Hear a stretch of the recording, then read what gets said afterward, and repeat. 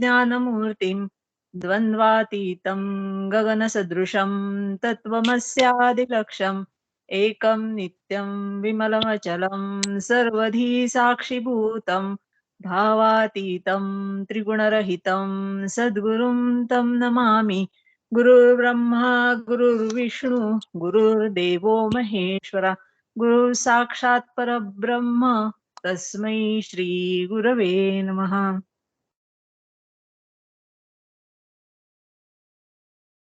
भगवद्गीता अध्याय 10 आपला चाललाय विभूती योग. श्लोक 32 आणि 33 आपण थोडीशी उजळणी बघूया.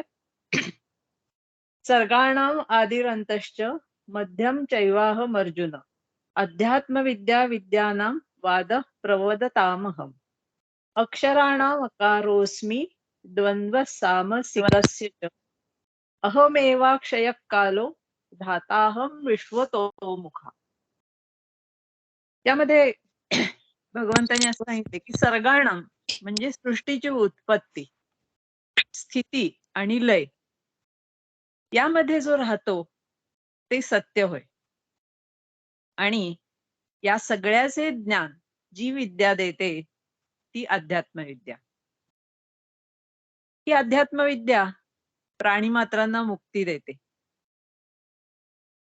सृष्टीच्या निर्मितीमध्ये प्रथम महत्तत्व निर्माण होते. अशा सृष्टीच्या आदी मध्य अंती मीच आहे. साधारणपणे 20वा श्लोक आणि हा श्लोक सारखाच आहे. अहमात्मा गुडाकेश सर्वभूताशय स्थित अहमादिश्च मध्यंच भूतानां मंत एवच. उदाहरण बघायचं झालं तर सोन्याचं उदाहरण घेऊयात. दागिना करण्यापूर्वी सोनेच होते. दागिना त्याचा घडवला तरी ते सोनेच राहिले आणि तो मोडून वितळवला तरी ते सोनच असतं. तसंच मातीचं उदाहरण बघितलं तर आधी माती असते, त्याच्यातून माठ बनवला तरी ती मातीच आणि तो फुटला तरी सुद्धा ती मातीच असते. तसा मी आदी मध्य आणि अंती आहे. जिथे आपल्याला उत्पत्ती स्थिती आणि लय दिसतो तिथे भगवंताचा वास असतो. भूत भविष्य आणि वर्तमानात जो राहतो त्याला सत्य म्हणतात. ह्या त्रिकालाचं ज्ञान देणारी विद्या ती अध्यात्मविद्या. जीवांना मुक्त करणारी अशी ही ब्रह्मविद्या त्यात मीच आहे. आत्मविद्या ही मीच असून ती सर्वात श्रेष्ठ विद्या आहे.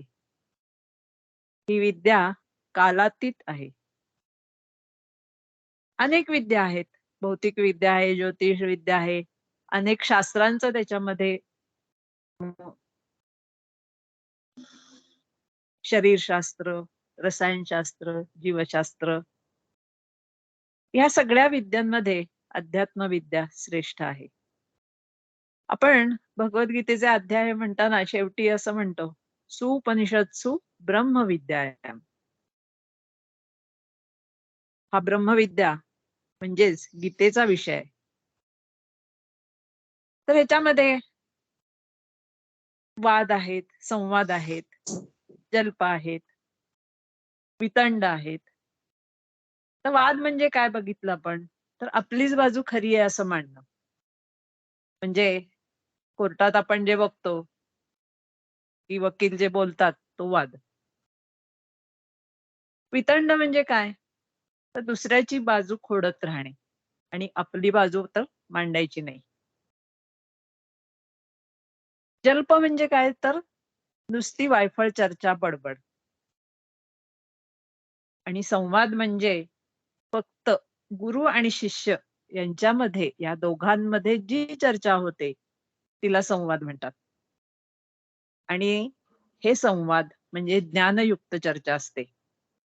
गुरुने शिष्याला ज्ञानयुक्त माहिती समजावून सांगणे, शिष्याने जाणून घेण्यासाठी जी चर्चा केली जाते तो संवाद मीच आहे. या संवादामधून जगाला चांगली माहिती मिळते. तत्व जाणण्यासाठी जी चर्चा केली जाते तो संवाद पण मीच आहे. म्हणून आपण अध्यायाच्या शेवटी म्हणतो कृष्णार्जुन संवादे. पण ज्यामध्ये मीपणा असतो तो संवाद नाही, तर तो जल्प होय. ज्यामध्ये भगवंताच्या शिवाय काहीच बोलायचे नाही तो संवाद. न बोले राघवे वीण काही, जनी बोलता वाऊगे सुख नाही, असं समर्थ म्हणतात. भद्रम कर्णेभि शृणुयाम देवाहा, म्हणजे ज्या गोष्टी भगवंताबद्दलच बोलल्या जातात, ज्या गोष्टी भद्र आहेत, चांगल्या आहेत, उत्तम आहेत, त्यातील संवाद मीच आहे. आता ओळींमध्ये माऊली म्हणतात की असं भगवंत सांगत आहेत की अंतःकरणात आकाशातील एकूण एक नक्षत्रे टिपून घेण्याची इच्छा होईल त्यावेळीला आकाशाचे गाठोडेच बांधणे बरे, किंवा पृथ्वीचे परमाणू मोजायचे असले तर ती पृथ्वीच आपण काखेत घ्यावी.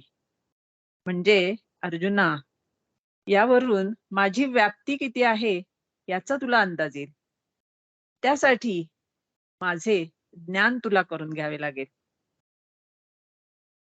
फांद्या, फळं, फुलं एकाच वेळी हातात पाहिजे असतील तर ते झाडच मुळासकट उपटून घ्यावे लागेल.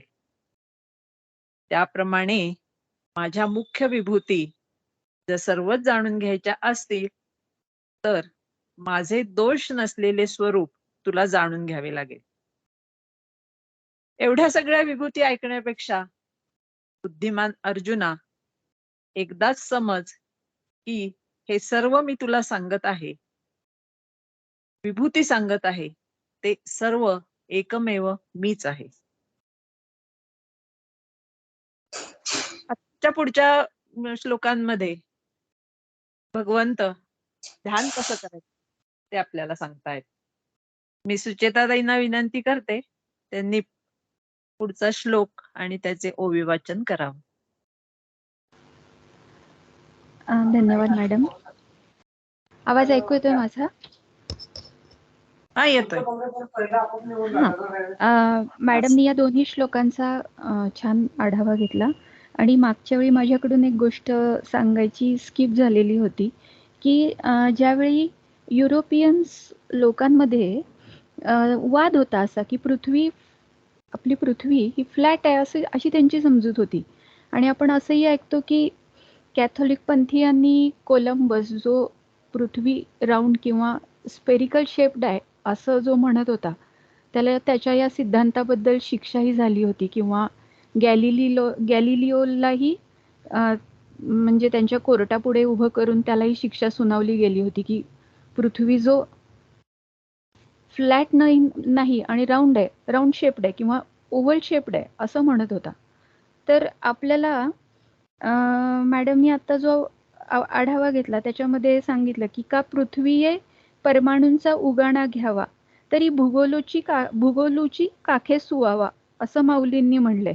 म्हणजे पृथ्वीचा भूगोलू ही गोल आहे असं त्रिकालदर्शी माऊलींना 12व्या शतकामध्येच ज्ञात होतं. म्हणजे आपण आपल्याकडे जे काही टेक्नॉलॉजिकली आपण थोडेसे बॅकवर्ड मानले जातो या पाश्चात्य देशांपेक्षा, ते इथं चुकीचं ठरतं.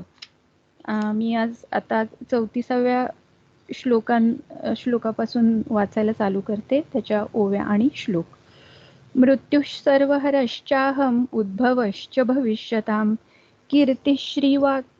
कीर्तिश्रीवाक्च नारीणां स्मृतिर्मेधा धृती क्षमा आणि सृजिलिया भूता ते मीची धरी सकळा जीवनही मीची अवधारी शेखी सर्वा ते या संहारी तेव्हा मृत्यू ही मीची आता श्रीगणांच्या पैकी माझी या विभूती सात आणिकी तिया ऐक कवतिकी सांगिततील तरी नित्य नवी जे कीर्ती अर्जुना ते माझी मूर्ती आणि औदार्येसी जे संपत्ती तेही मीची जाणे आणि ते गा मी वाचा जे सुखासनी न्यायाचा आरूढोनी विवेकाचा मार्गी चाले, देखिलेनी पदार्थे जे आठवूनी दे माते, ते स्मृतीही येथे त्रिशुद्धी मी, पैस्वहिता अनुयायिनी, मेधा तेगा मी इयेजनी, धृती मी त्रिभुवनी, क्षमा ते मी, एवं नारी माझारी, या सातही शक्ती मी अवधारी, ऐसे संसार गज केसरी म्हणता जाहला. मॅडम पुढचाही श्लोक वाचायचा आहे. हा वाचून घ्या 35वा पण. ओके. बृहत् साम तथा साम्नां गायत्री छन्दसामहं, मासानां मार्गशीर्षोऽहं, ऋतूनां कुसुमाकरः. वेदराशीची या सामा आत बृहत् साम जे प्रियोत्तमा, ते मी म्हणे रमा प्राणेश्वरू. गायत्री छंद जे म्हणजे ते सकळा छंदा माझी माझे, स्वरूप हे म्हणजे निभ्रांत तुआ. मासा आत मार्गशीरू, तो मी म्हणे शारंग धरू. ऋतू माझी कुसुमा करू, वसंतू तो मी. छान. तर आता आपल्याला पुढच्या श्लोकांमध्ये 34व्या श्लोकात आणि 35व्या श्लोकामध्ये गायत्री छंद, साम वेद, सामगायन याच्या संबंधित भगवंतांनी त्यांच्या विभूती सांगितल्या आहेत. तर थोडस त्याच्यामध्ये जी अक्षरं येणार आहेत त्याच्यातला अ मीच आहे, कारण अ हा प्रथम स्वर आहे आणि वेदांचा प्रारंभही त्यापासूनच होतो. ज्या ज्या स्थळी हे मन जाये माझे, त्या त्या स्थळी हे निजरूप तुझे, असं आपण म्हणतो. म्हणजे जिथे जिथे आपलं मन जाईल तिथे तू मला बघ, माझेच रूप बघ.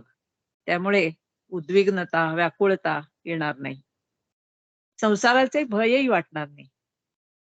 अंतरात राहून तो आपली काळजी घेत राहतो. त्यामुळे संसाराला पाहून उदासवाणे वाटणार नाही. परमेश्वर सर्वत्रच व्यापून राहिलेला आहे. त्यामुळे बोलताना आपण वेगवेगळे शब्द, अलंकार असं वापरतो. आपल्या देवनागरी लिपीत स्वर, व्यंजन आहेत, त्यापासून शब्द तयार होतात. कोणत्याही शब्दात अ हे अक्षर असल्याशिवाय तो शब्द पुरा होत नाही.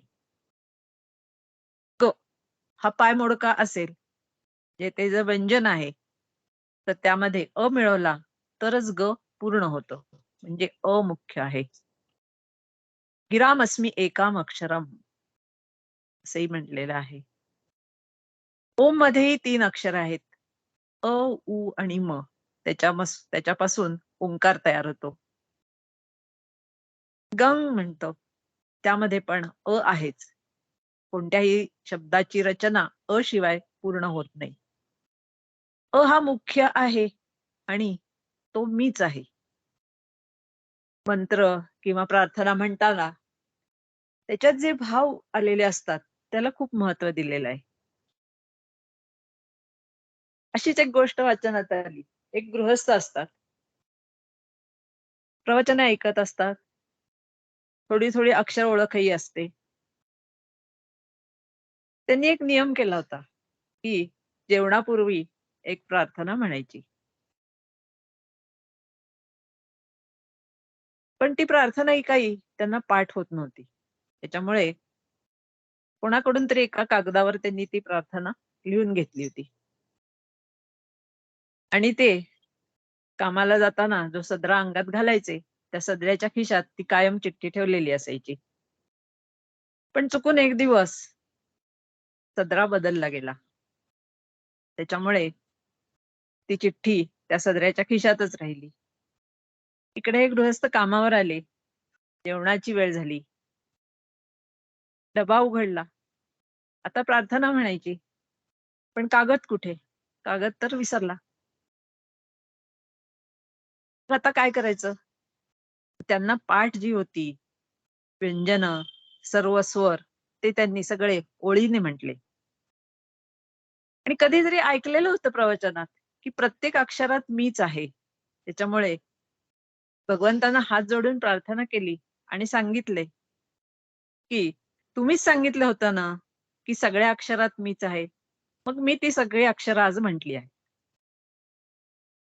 तात्पर्य हे, की कुठलेही अक्षर असे नाही, की त्याचा मंत्रासारखा उपयोग होत नाही. जसे सृष्टीत जेवढ्या वनस्पती आहेत, त्या प्रत्येकात औषधी गुणधर्म आहेतच. तसे अक्षरांच्या उच्चाराने आपल्या मनातले भाव परमेश्वरापर्यंत पोहोचवता येतात. तर त्याच्यात समासही आपण वापरतो.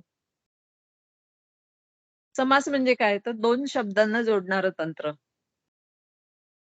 द्वंद्व समास महत्वाचा. कारण त्या समासामध्ये दोन्ही शब्दांना महत्व आहे. समासाचे अनेक प्रकार आहेत. त्यातले काही प्रकार आपण पाहूयात. बहुव्रीही समास असतो. त्याच्यामध्ये 2 शब्द एकत्र होऊन तिसरा शब्द तयार होतो. म्हणजे राम अधिक कृष्ण, रामकृष्ण. माता आणि पिता म्हणजे माता-पिता. अव्ययी भाव समासामध्ये पहिला शब्द महत्वाचा असतो. उदाहरण म्हणजे क्षणोक्षणी, जागोजागी. क्षणोक्षणी म्हणजे प्रत्येक क्षणाला. नंतर तत्पुरुष समास येतो. त्याच्यामध्ये दुसरा शब्द प्रधान असतो. त्यामध्ये महामानव, राजपुत्र म्हणजे महान असा जो मानव तो महामानव. राजाचा पुत्र तो राजपुत्र. अशा त्या सगळ्या समासांमध्ये मीच आहे, मलाच तुम्ही बघा, असं भगवंत सांगतायत.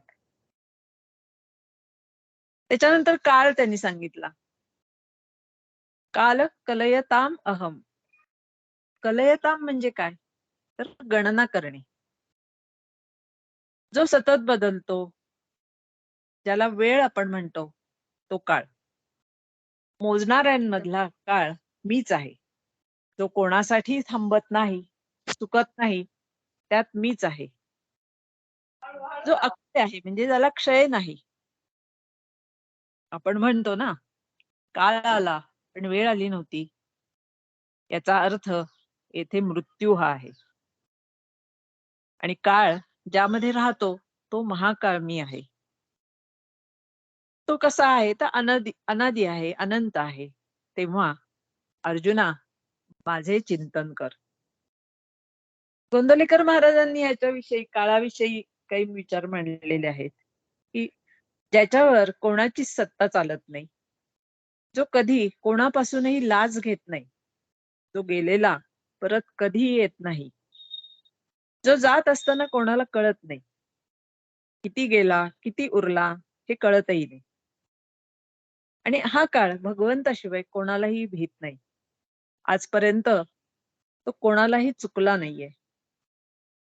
ज्या काळाच्या सत्तेनी वस्तू आकार धारण करते, त्याच सत्तेनी अकस्मात मोडली पण जाते. सर्व दृश्य वस्तूंना हा नियम आहे. देह कसा सुटेल यातून? भगवंत आकाराने नाहीसा झाला, पण नामरूपाने मात्र या जगात राहिला. म्हणून वारंवार आपल्याला महाराज सांगतात, की नामस्मरण करा, प्रपंच लक्ष देऊन करा आणि भगवंताला विसरू नका. त्याच्यानंतर धाता. धाता म्हणजे काय म्हणलेलं आहे? तर धारण करणारा. धारण करणारा कोण आहे? तर परमेश्वरच आहे. रक्षण करणाराही तोच आहे. काळजी घेणाराही तोच आहे. अगदी सूक्ष्म जीवांपासून म्हणजे अगदी चिलटांपासून ते स्थूल जीवांपर्यंत सर्वांचे पालन हा परमेश्वरच करतो. विश्वाचे संगोपनही भगवंतच करतात. जगी पाहता देव तो अन्नदाता, तया लागली सर्वथा कार चिंता. तयाचे मुखी नाम घेता फुकाचे, मना सांग पारे तुझे काय वेचे. मना चिंतन कर, चिंता करू नकोस. तुझे रक्षण संगोपन करणारा तो भगवंतच आहे. तोच अन्नदाता आहे. भविष्याची काळजी न करता वर्तमानात कर्म करणे. आणि ते कर्म कसं करायचं? तर मन लावून आणि प्रसन्न चित्ताने. भूतकाळात काय होऊन गेले त्याचा विचार करू नका. म्हणून अर्जुना, तू युद्ध कर, मी तुझे कर्तव्य व्यवस्थित पार पाडतो. तर एक पाडगावकरांची कविता आहे. देव बोलतो बाळ मुखातून, देव डोलतो उंच पिकातून, कधी होऊनी देव भिकारी, अन्नासाठी आर्त पुकारी. अवती भवती असून दिसेना, शोधितोस आकाशी. देव बोलतो बाळ मुखातून. जे देव शोधण्यासाठी कुठेही जाण्याची गरज नाही. बाळाच्या मुखातूनच देव बोलत असतो. तसंच फुकेलेला जर घास दिले तर ते परमेश्वराच्याच मुखात जातात. आणि असा भाव ठेवला तर कोणाबद्दलचाच द्वेष मनात उरणार नाही. जगासाठी सेवाभाव ठेवणे हेच आपले कर्तव्य मानावे. आपल्या शक्तीचा वापर लोककल्याणासाठीच करावा. जिवंत देहातील देवाचा आदर ठेवावा. आपल्यामुळे कोणालाही त्रास होणार नाही याची मात्र काळजी घ्यावी. मग सर्वांना काळजी कशाची किंवा भीती कशाची, तर मृत्यूचीच. आणि ती मनातून काढून टाकली पाहिजे. तेच पुढच्या श्लोकात सांगितले आहे. माऊलींनी ओव्यांमध्ये हेच सांगितलंय की मी संपूर्ण आकाशाला व्यापतो, तेजाला गिळंकृत करतो, तसेच वाऱ्यालाही पिळून टाकतो. एवढी माझी मोठी व्याप्ती आहे. अमर्याद काळ हीच माझी विभूती आहे. प्रलयानंतर पुन्हा सृष्टी निर्माण करणार ब्रह्मदेव, ती माझीच विभूती आहे. आता मृत्यू सर्व हरण करून घेणारा. कसा? तर मृत्यूच्या रूपाने. मृत्यूच्या मुखवट्यात येणारा तो मीच आहे. आणि सगळ्यात आनंद आणि सुख देणारी गोष्ट कुठली आहे असं भगवंत सांगताय की तो मृत्यू. कारण सर्व व्याधी, दुःखातून, चिंतेतून तो मुक्त करतो. विषय आसक्तीपासून तो मुक्त करतो. म्हणून माणसाने मृत्यूला मुळीच घाबरू नये. आसक्ती आपल्या दुःखाचे, चिंतेचे कारण असते. सर्व आसक्ती भगवंत मृत्यू रूपाने काढून घेतो. आसक्ती कशाची असते? तर मुख्यत्वे करून देहाची. तर त्या देहात आपण खूप आसक्त असतो. तो आपलाच राहिला पाहिजे असं वाटतं. आणि ते दुःखाचे बंधन आहे. पण मृत्यू रूपात येऊन भगवंत ते नष्ट करतात. सर्व हरश्चाम म्हणजे सर्व दुःख चिंता काढून टाकतो. म्हणून भगवंतांना इथे हर म्हटले आहे. पूर्वजन्मीच्या स्मृतीही हा मृत्यू नष्ट करतो. त्यामुळे पुढील जन्मात नव्याने कार्य सुरू करतो. पण काही लोक विकतचा मृत्यूही घेतात. दुःख विसरण्यासाठी व्यसनाधीनता, नको ती औषधं घेणे, ड्रग्ज घेणे आणि त्याद्वारे मृत्यूला कवटाळतात. पण भगवंत सांगतात की मी मृत्यू रूपातून सहज दिलेल्या मृत्यूला तू घाबरू नकोस. नचिकेताने तर यमालाच मित्र करून टाकले होते. यम म्हणजे काय? हेड ऑफ द डिपार्टमेंट मृत्यूचा. आणि ते जर मित्र झाले तर मृत्यूची भीती बाळगण्याचं कारणच काय? भगवंतच जर मृत्यू आहे तर भ्यायचं कशाला? उद्भवश्चाह म्हणजे पुढच्या वर्गात जाताना जसं आपण जुनी दप्तरं, जुन्या वह्या, जुनी पुस्तकं, जे आपल्याला नको असेल ते साहित्य, ते सगळं काढून टाकतो. तसं मृत्यूनंतर मागचे सर्व विसरून नवीन जन्म परत सुरू करतो. नवीन इंद्रिय शरीर देतो. मागच्या चुका काढून घेतो तो परमेश्वरच. आणि ह्या सगळ्याला परमेश्वरच सर्व साक्षी असल्याने आपले किती जन्म, किती मृत्यू झाले याची नोंदही त्याच्याकडे आहे. आता ह्याच्या पुढच्या ह्याच्यामध्ये भागामध्ये, श्लोकाच्या पुढच्या भागामध्ये काही स्त्रीलिंगी विभूती आलेल्या आहेत, पण त्या सुद्धा परमेश्वराच्याच आहेत. इथे भगवंत स्त्री रूपात आहेत. शक्ती आणि शिव दोन्ही तेच आहेत. मोहिनी रूपातही तेच आहेत. काही ठिकाणी या विभूतींचं स्त्रिया म्हणून वर्णन आहे, पण इथे भगवंतांच्या विभूती म्हटलं आहे. त्या कुठल्या कुठल्या? कीर्ती, स्मृती, मेधा, धृती आणि क्षमा. दक्षाच्या ज्या 16 मुली होत्या त्यापैकी या 5 मुली दक्षाच्या आहेत. 6वी श्री ही भृगूंची मुलगी आणि वाक 7वी विभूती ही ब्रह्मदेवाची कन्या आहे. वाक म्हणजे वाणी. आणि ह्या सर्वांचे विभूती म्हणूनच इथे आपल्याला चिंतन करायचं आहे. तसंच या सर्व स्त्रियांमध्ये श्रेष्ठ मानल्या जातात. हंसगीतेतही यांना माझ्या विभूती आहेत असं हंस भगवंत सनकादिकांना सांगताना आपल्याला दिसतात. आता कीर्ती बघूयात. कीर्ती म्हणजे काय? तर नावलौकिक. पहिल्यांदा अन्न आले, त्याच्या मागनं संपत्ती आली, मग नावलौकिक आला. स्वार्थी मनुष्याला कीर्ती कधीही मिळत नाही, पण दुसऱ्यासाठी जो जीवन समर्पित करतो त्याची कीर्ती मात्र सतत वाढते. उदाहरणार्थ आपले सगळे संत मंडळी, माऊली, तुकाराम महाराज, प्रजेसाठी जीवनाची आहुती दिली जाते. त्याच्यामध्ये भगवान श्रीरामांचं कसं झालं तर लहानपणी गुरुगृही विश्वामित्रांच्या आश्रमात पाठवलं. त्यांची सेवा करण्यात आयुष्य समर्पित झालं. राक्षस निर्दलनासाठी तिथे जीवन अर्पण केलं.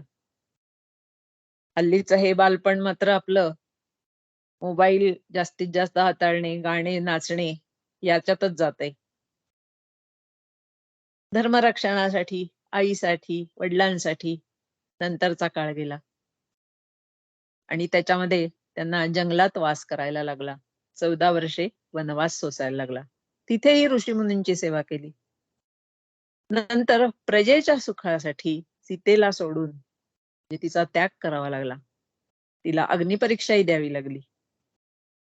जवळजवळ सर्व जीवनच राजवाड्याबाहेर व्यतीत करावे लागले. क्षणभरही स्वतःच्या सुखाचा विचार केला नाही. त्यामुळे आजपर्यंत श्रीरामांची कीर्ती अजरामर आहे. तुझ साठी मरण ते जगण, तुझं वीण जगण ते मरण. त्यामुळे सावरकरांची ही कीर्ती अजूनही आहे. जे देशाची, समाजाची, आई वडिलांची सेवा करतात त्यांची कीर्ती कायम राहते. जो राष्ट्राची सेवा करतो तो समाज सुख बाजूला ठेवतो. त्याच्यासाठी देशापुढे देव आहे. त्याची सेवा करणाऱ्याची कीर्ती वाढते. ज्ञानेश्वर माऊलींनी पसायदान मागितलं, त्यात चराचराचे कल्याण हो असं मागितलेलं आहे. किंवा मरावे परी कीर्ती रूपे उरावे. 700 वर्ष होऊन गेली तरी माऊलींचीही अजून कीर्ती मागे आहेच आहे. तसेच सर्व संतांचीही कीर्ती आजतागायत आपण ऐकतो आहे, पाहतो आहे. त्याच्यानंतरची श्री म्हणजे संपत्ती. 2 मार्ग मिळवण्याचे, एक चांगल्या मार्गाने आणि एक वाईट मार्गाने. वाईट मार्गाने किंवा चोरलेल्या संपत्तीला श्री म्हणत नाहीत, कारण त्यांनी समाधान किंवा शांती मिळत नाही. धर्माच्या आधारावर सचोटीने जे धन मिळवले जाते ती श्री. ती स्वतःला आणि समाजाला सुख देते. भागवतात पृथ्वीराजाची गोष्ट आहे. पृथू जेव्हा राजा झाला तेव्हा दुष्काळामुळे संपत्ती नव्हती, अन्न नव्हते. तेव्हा राजाने स्वशक्तीने श्री संपत्ती सर्वांसाठी मिळवली आणि सर्वांची सेवा केली. सात्विक संपत्ती ही भगवंताचीच होय. ती चल किंवा अचल असते. चल म्हणजे कशी, तर धन, सुवर्ण ती एका ठिकाणाहून दुसरीकडे जाते, हिला श्रीदेवी म्हणतात. आणि अचल संपत्तीमध्ये राज्य, घर, जमीन ही स्थावर संपत्ती, ती भूदेवी. जिथे अशा चांगल्या मार्गाने मिळवलेली असेल, जी श्री असेल, तिथेच मला पहा, मी तिथे व्यक्त होतो. या श्री शब्दाचा प्रथम उल्लेख ऋग्वेदात आलाय. त्याच्यानंतर वाणी, वाक. आपण विद्या वाचस्पती, वाक्चतुर म्हणजे काय, तर बोलण्यात नम्र, विद्या वाणीतून वाहते, दुसऱ्यांना सुख देते ती वाणी, जवळच्या लोकांना जिंकून घेणारी वाणी, दुसऱ्याला त्रास होईल असे बोलू नये, जी लोकांना जिंकून घेते ती वाणी, ती सात्विक वाणी. स्वये सर्वदा नम्र वाचे वदावे, समर्थ म्हणतात. वाणीत अहंकार नसावा. लोकांना जोडणारी वाणी मीच आहे. ज्या वाणीने लोक प्रभावित होतात, आणि असे जे मोठे मोठे वक्ते जे लाखो लोकांची सेवा करतात, लोकांची मने जिंकतात. जेव्हा जेव्हा देव राक्षसांना हरवण्यात कमी पडले, तेव्हा त्यांनी आधी श्री मिळवली आणि त्यानंतरच ते दानवांना हरवू शकले. ईश्वराने सृष्टी रचना केली, कारण स्वतः परमेश्वरच परमात्मा ही श्री आहे. त्याच्यानंतर स्मृती. ज्या ज्या गोष्टी केल्या त्याची आठवण, म्हणजे आपण मेमरी म्हणतो. सर्व गोष्टी त्याला आठवतात. पण खरी स्मृती म्हणजे भगवंताचे स्मरण असते. जे जे चालू आहे ते भगवंतच करत आहे असे लक्षात घेणे. जिथे भरपूर स्मृती तिथे भगवंतच असतात. स्मृतीमुळेच व्यवहार आहेत व ते सुरळीत चालू आहेत. रोजचा अगदी स्वयंपाक करताना काय कमी जास्त झाले नाही, पदार्थ चांगला झाला, बिघडला, हे आपल्याला स्मृतीच आठवून देतं. परीक्षेत उत्तर लिहिताना आपल्याला स्मृतीच उपयोगी पडते. वाईट चुकीच्या गोष्टी परत करायच्या नाहीत. चुकांपासून दुरुस्ती होऊन शिकणे आणि लक्षात ठेवणं हे स्मृतीचं काम. आणि मानवाचा विकासही या स्मृतीमुळेच होतो. नंतरची मेधा म्हणजे बुद्धी. बुद्धी कशी, तर योग्य वेळेस निर्णय घेणारी, माहिती घेणारी. निश्चयात्मिका बुद्धी. ज्ञानाचा वापर योग्य वेळी केला जाणे, ती म्हणजे मेधा. मोबाईल मध्ये मेमरी असते, पण निर्णय आपणच घेतो. आणि ज्यांनाही वाढवायचे असेल त्याने मेधासुक्त म्हणावे. मेधाचा दुसरा अर्थ आहे की परिपूर्ण ज्ञान किंवा हरिभक्ती. तिसरा अर्थ आहे अकलन शक्ती, बलिदान असाही अर्थ आहे. अतिथीसाठी करायचा जो त्याग त्याला नृमेध म्हणतात. Analysis plus synthesis is equal to मेधा. संशुद्धी म्हणजे पावित्र्य आणि निर्मळता. त्याग आणि आकलनाबरोबरच निर्मलताही हवी, तरच सृष्टीचे समग्र ज्ञान होते. पर्यायाने भगवंताला जाणता येते. धृती. धृती म्हणजे सहनशक्ती. सात्विक धृती ही सगळ्यांमध्येच असते. आईच्या उदरात 9 महिने उलटा राहून तिथले सगळे त्रास सहन करून शकला, म्हणून जी शक्ती येते ती धृती. धृती ही पहिली परीक्षा आहे.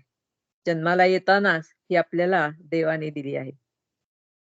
ती वाढवणं, मी कोण आहे हे जाणून घेण्यासाठी, तसेच आत्मतत्व जाणून घेण्यासाठी ती वाढवावी लागते. जो कष्ट करतो, सहन करतो देवासाठी, ती सात्विक धृती. विनाकारण सहन करतो, ती तामसिक धृती. ती सहनशक्ती म्हणजे धृती मीच आहे. आणि संसारासाठी जी धृती काम करते, ती राजसिक धृती. कायिक, वाचिक, मानसिक हे कष्ट जे सहन करतो आणि माझे स्वरूप जाणून घेतो, ती धृती मीच आहे. त्यामुळे सर्व जग चालते. भूमाता आपली सहनशील आहे. आपण तिच्यावर चालतो, तिचं खनन करतो, तिच्यावर अनेक आघात करत असतो, तरी ती आपले सर्व त्रास सहन करते. कितीही प्रतिकूल परिस्थिती आली तरी ठरवलेले ध्येय प्राप्त केले पाहिजे. मान अपमान, शीत उष्ण अशी परिस्थिती येणारच असते. सुख दुःखही येणार असतात. पण अशा वेळेला धीर सोडू नका, तडजोड करू नका. जीवनात यातना सहन करण्याची शक्ती ठेवली पाहिजे. याची देही याची डोळा, पाहिन मुक्तीचा सोहळा, अशी सहनशीलता पाहिजे आणि ती आपल्याला वाढवायची आहे. काही झाले तरी मागे हटणार नाही. धृती ही दक्ष कन्या आहे. चंद्राच्या 16 कलांपैकी एक कला आहे. अश्वमेध यज्ञातील आहुती आहे. 16 मातृकांपैकी एक आहे. आणि योगामध्ये प्रमुख यम म्हणजे धृती आहे. पुढची विभूती आहे क्षमा.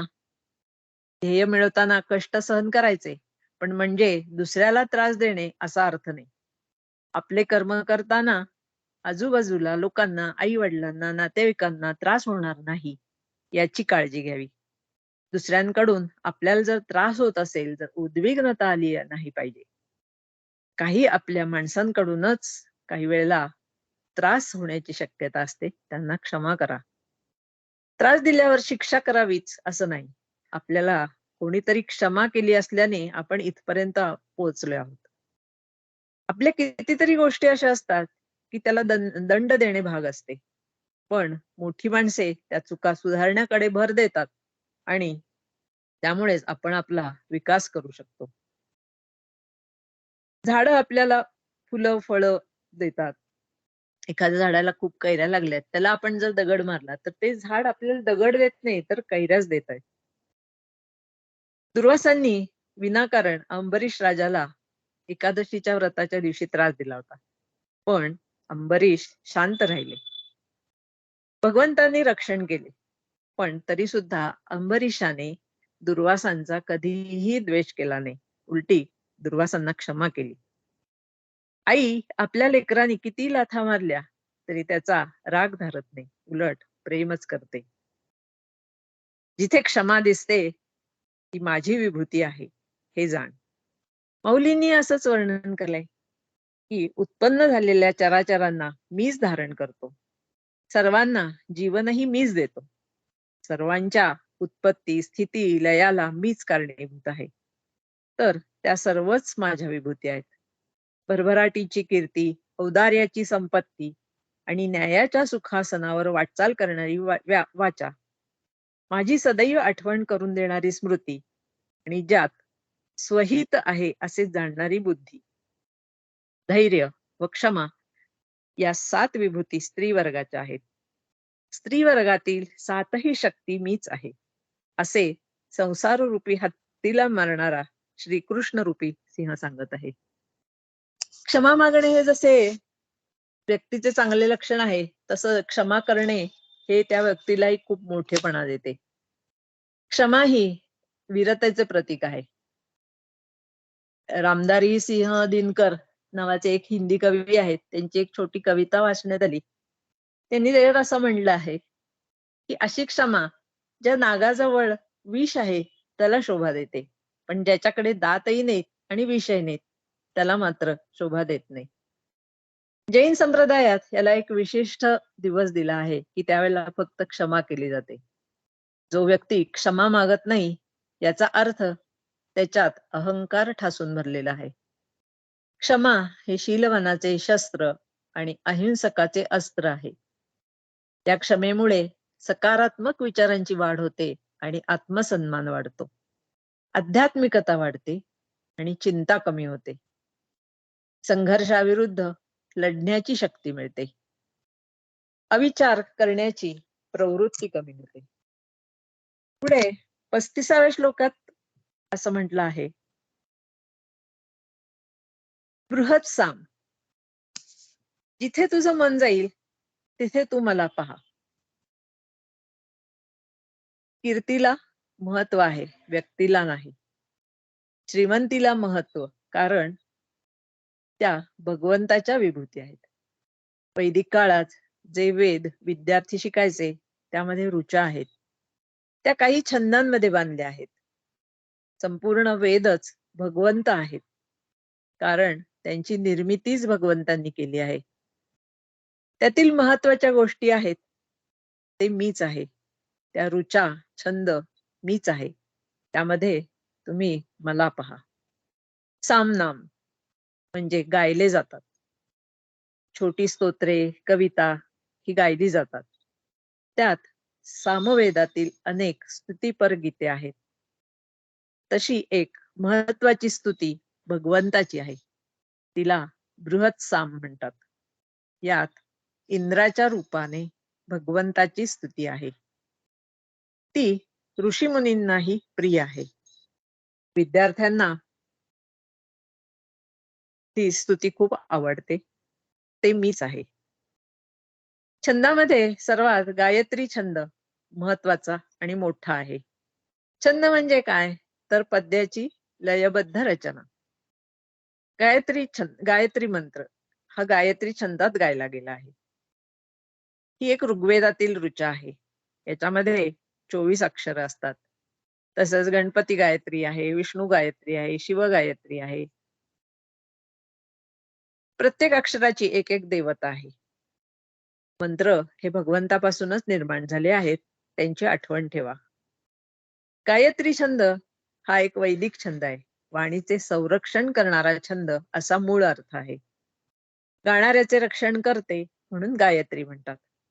यात काव्याच्या प्रत्येक ओळीत 6 अक्षरे असतात. पैकी 3-3 अक्षराचा एक एक गण असतो. गणांच्या विविधतेने याचे 4 प्रकार होतात. तनुमध्या, शशिवदना, विद्युल्लेखा व सुमती. या मंत्रात परब्रह्म म्हणजे सत्याचे स्मरण केले जाते. डोळ्यांसमोर सूर्यदेवता आणून तो आमच्या बुद्धीला प्रेरणा देवो अशी प्रार्थना केली जाते. कारण सविता देवाचे अत्यंत प्रिय तेज आहे. सर्वश्रेष्ठ तेज आहे. त्याचेच ध्यान करायचं आहे. तत्सत वितुर्वरेण्यम भर्गो देवस्य धीमहि. त्यानंतर अनुष्टुप छंद येतो. हा एक वार्णिक छंद आहे. वाल्मिकींना कायाकल्पानंतर हे पहिले वाक्य उच्चारलेले आहे. मुख्यत्वे करून संस्कृत वचनांमध्ये उपयोग होतो. 8 अक्षरांची 4 पदं असतात.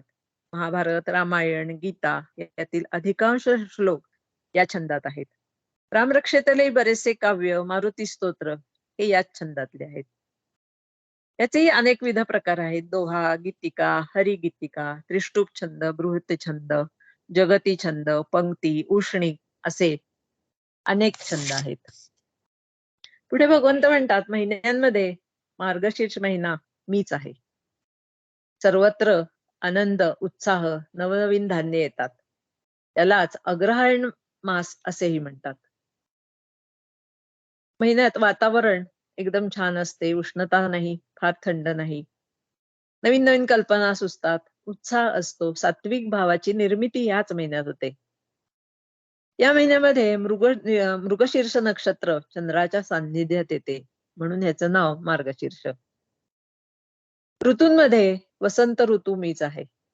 हिवाळा संपतो आणि उन्हाळा अजून सुरू झालेला नसतो. त्यावेळेही वातावरण छान असते. नवीन पालवी फुटण्याचा काळ, विशेषतः सुगंधी फुलांचा हा काळ असतो.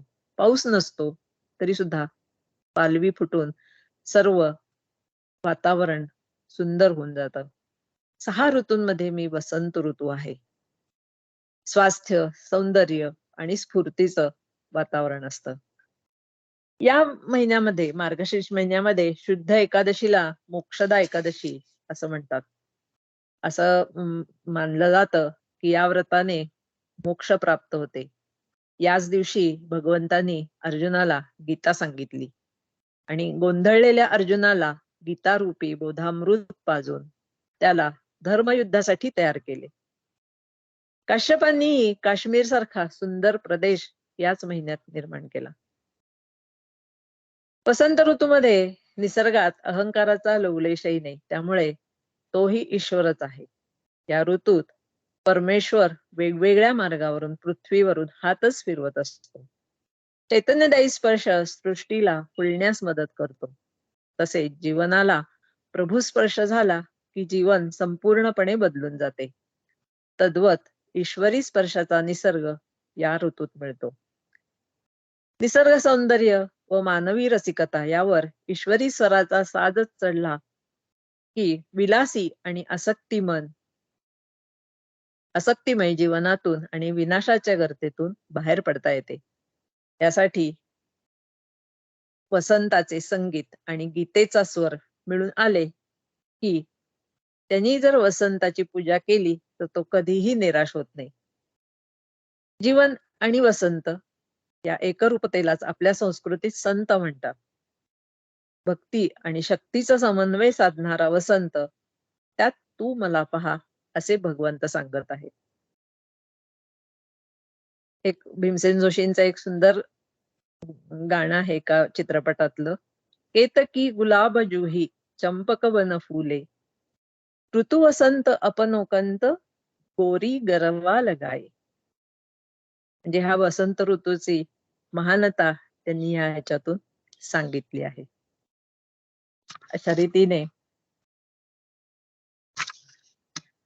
माऊलींनी जे सांगितलंय की मासानां मार्गशीर्षोहम ऋतूनां कुसुमा करहा, आणि तो वसंतू मीच आहे. जसं ज्या 7ही शक्ती मी आहे, तसं ऋतूंमध्येही 6 ऋतूंमध्येही पुष्पांची खाण मीच आहे आणि तो वसंत ऋतू, तर ती पण माझीच विभूती आहे हे तू जाण.